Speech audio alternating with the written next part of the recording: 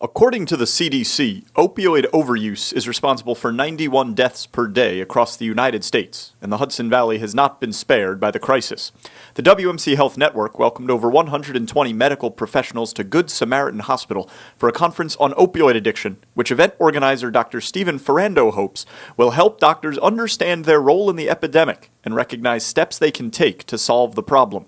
As we're trying to do, we're really trying to re-educate physicians who unfortunately have been, the unexpected source of much of the problem, through their own prescribing practices to be more mindful, to see the real true needs for opioid prescriptions, and the limitations. Attendees also heard the human side of opioid addiction.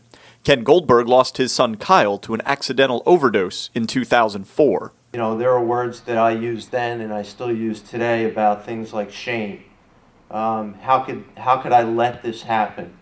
How could this possibly happen to someone that's in an everyday community who was performing at seemingly a high level?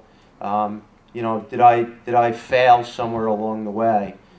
Ken believes that through destigmatizing opioid addiction and working in collaboration with the medical community, real progress can be achieved. I think short-term success is measured in small steps. So I think that there's a recognition nationally now, as well as locally, that this is a crisis and it's something that needs to be dealt with.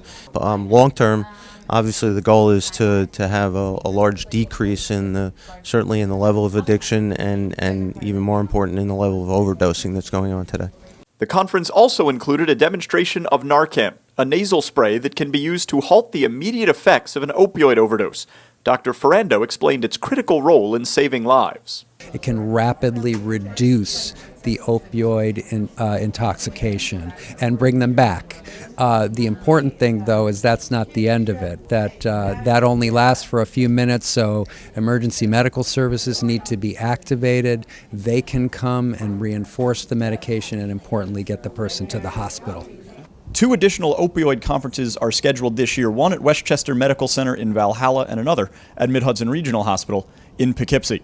In Suffern, for the Westchester Medical Center Health Network, I'm Jeff Brault.